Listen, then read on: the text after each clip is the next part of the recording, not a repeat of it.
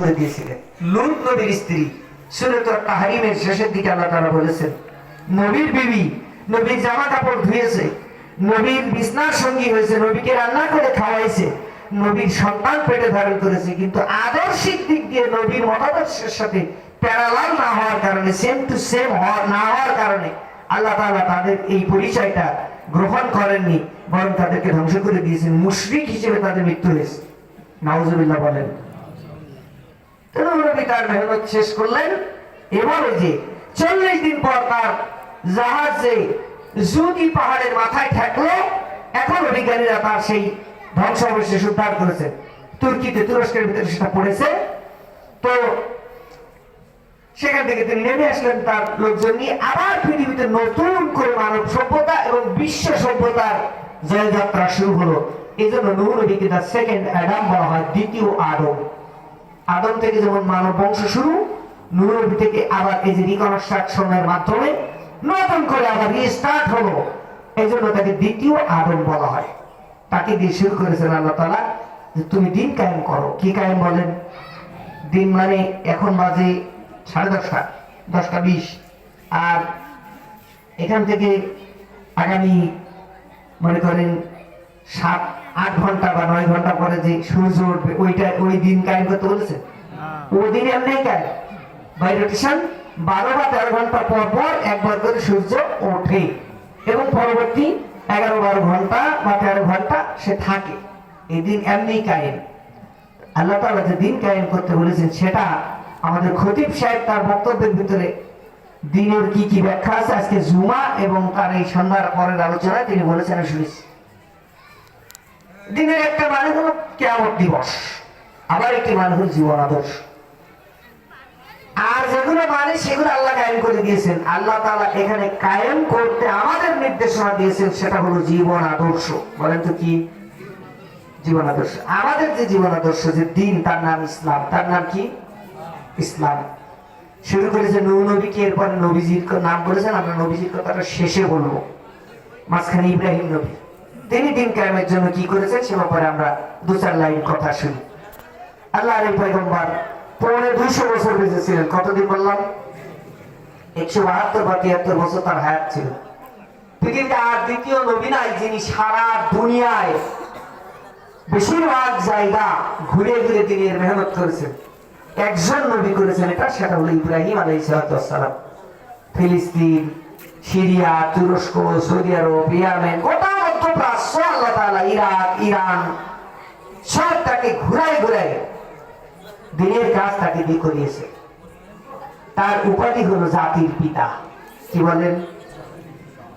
জাতির পিতা, মুসলিম জাতির পিতা। আল্লাহ তাআলা কোরআনে কারীমের ভিতরে বলছেন, তিনি তোমাদের জাতির পিতা আর তিনি তোমাদেরকে মুসলিম নাম দিয়েছেন। তিনি আল্লাহর কাছে দোয়া করছেন, কি চমৎকার করে আমাদের জন্য। প্রথমে নিজে এবং নিজের ছেলের জন্য দোয়া করছেন, আল্লাহ আমাকে আর আমার ছেলেকে মুসলিম হিসেবে কবুল করুন। আর ওমিন যুররিয়াতিনা উম্মাতান মুসলিমাতান লাক, আমার জেনারেশন থেকে, আমার বংশধর থেকে আপনার জন্য মুসলিম জাতি নামের একটি জাতি কবুল করুন। সেই দোয়ার ফসল আমরা মুসলিম জাতি। বলুন সুবহানাল্লাহ। আমার বন্ধুরা, আল্লাহ তাআলা সূরাতুশ শূরা 14 নম্বর আয়াত, 13 নম্বর আয়াতে ইব্রাহিম নবীর কথাটাও বলে দিয়ে বলছেন, ওমা ওয়াসাইনা বিহি ইব্রাহিম, আমি ইব্রাহিমকে একই নির্দেশ দিয়েছিলাম, সেটি হলো আন আকিমুদ্দিন, দিন কায়েম করে দাও। নবী ইব্রাহিম তিনি নমরুদের বিরুদ্ধে ফাইট করে এই দিন কায়েমের কাজ করেছেন। আমার আগের বক্তা আপনাদেরকে ইব্রাহিম নবী আর তার ছেলে ইসমাইল নবী আর তার ফ্যামিলির ব্যাপার নিয়ে আলোচনা শুনাইছেন না? চৌকাট বদলানোর ওয়াজ করে গেছে না? হ্যাঁ, আমি চৌকাট ঠিক রাখার কোথা আছে ওই থাক, চৌকাট এখন ঠিকই আছে। ইব্রাহিম নবীর মিশনের মূল কাজ ছিল যেটা, সেটা হলো দিন কায়েম। সেটা কি? কথা বলেন। দিন কায়েম। তিনি এটা করতে যে নিপীড়িত হয়েছে, আকিকা করতে যে গরু কোরবানি করার অপরাধে তার সন্তানই জবাই করে দিল। এই যে নিপীড়ন, এ থেকে এই অববাহিকা মুসলিমদেরকে মুক্ত করার জন্যই এই মুজাহিদগণ এই জমিনে এসেছিলেন। আর সেই ধারাবাহিকতায় তারা এখানে আল্লাহর কালেমার পতাকা যখন উড্ডীন করেছিলেন, সেই যে উড়লো আমরা সেটা ধরে রেখেছি আলহামদুলিল্লাহ।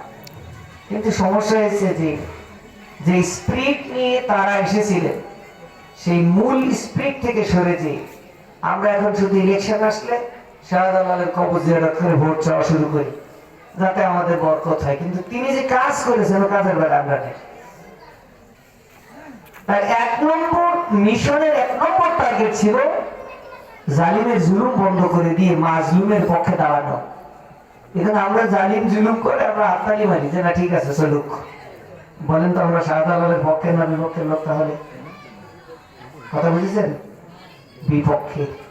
যখন তার মাজারে যে সালাম দেন, জিয়ারত করতে যান, আমরা এসছি আপনাকে সালাম দিতে, ওইখান থেকে বলে আমি তো এসছিলাম মাজলুমদের পরিত্রাণ দিয়ে জালিমদের দমন করতে, তোমরা তো জালিমদের উস্কানি দাও, তাই আমার এই মাজারে এসে সালাম দেওয়া দরকার নেই, কিন্তু দূর হোক। কথাটা বুঝতে পেরেছেন? এখন কেমনে জুলুম মিটে যে মাজলুম তার অধিকার ফিরে পাবে সেই বিষয়টাও ইনক্লুড করা এই আয়াতে কারিমার ভিতরে, যে আয়াতটি আমি তেলাওয়াত করেছি। আমরা তার সরল তর্জমাটা শুনে আল্লাহ সুবহানাহু ওয়া তাআলা বলছেন নবীজিকে লক্ষ্য করে, এই উম্মতকে লক্ষ্য করে, শারাআ লাকুম মিনাদ দ্বীন, দ্বীনের ব্যাপারে তোমাদের জন্য ফিক্সড করে দেওয়া হলো, নির্ধারিত করে দেওয়া হলো একটি বিষয়, যে বিষয়টি মা ওয়াসা বিহি নূহা, যে বিষয়ে আমি নূহ নবীকে ওসিয়ত করেছি। নসিহত আর ওসিয়ত দুই জিনিস। নসিহত উপদেশ, আপনি শুনলেন শুনলেন, না শুনলেন না শুনলেন, কিন্তু ওসিয়ত যাকে করা হয় সেই মৃত ব্যক্তি যিনি ওসিয়ত করে যান তার ওসিয়ত, বৈধ ওসিয়ত গুলো পূরণ করা ওয়াজিব জীবিতদের জন্য। আর ওসিয়তকারী যদি আল্লাহ হন তাহলে সেই ওসিয়ত পূরণ করা যাদের জন্য করেন তাদের জন্য ফরজে আইন। আল্লাহ তাআলা বলছেন আমি নূহকে ব্যাপারে ওসিয়ত করেছি। আর একই বিষয়ে ওয়াল্লাযী আওহাইনা ইলাইক, হে নবী আপনাকে একই বিষয়ে আমি ওহী দিচ্ছি, এই কাজ আপনারও করতে হবে। ওমা ওয়াসাইনা বিহি ইব্রাহিম, একই ওসিয়ত ছিল ইব্রাহিম নবীর। কয়জন নবীর নাম আসলো বলেন তো? নূহ নবী, বিশ্ব নবী, ইব্রাহিম নবী, এরপরে মূসা নবী, এরপর ঈসা নবী। কয়জন হলো? 5। এরপরে আল্লাহ তাআলা বলছেন সেই ওসিয়তের বিষয়টি হলো আন আকিমুদ্দিন, যে তোমরা সবাই আমার দ্বীনকে কায়েম করবা। কাজটা কি? দ্বীন কায়েম। কাজটা কি? দ্বীন কায়েম। আবার বলেন কাজটা কি?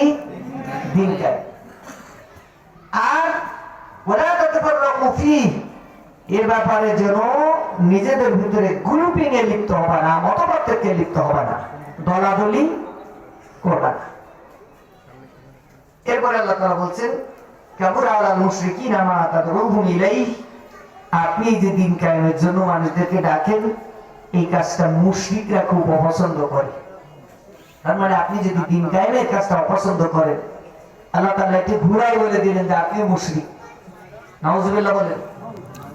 আল্লাহু ইয়াজতাবি ইলাইহি মান ইয়াশা ওয়া ইয়াহদি ইলাইহি মান ইউনিব, আল্লাহ যাকে ইচ্ছা তার দ্বীনের জন্য তার দিকে মনোনীত করেন, আর যাকে ইচ্ছা তার মন ঘুরাই দিয়ে হেদায়েতের দিকে এনে দেন।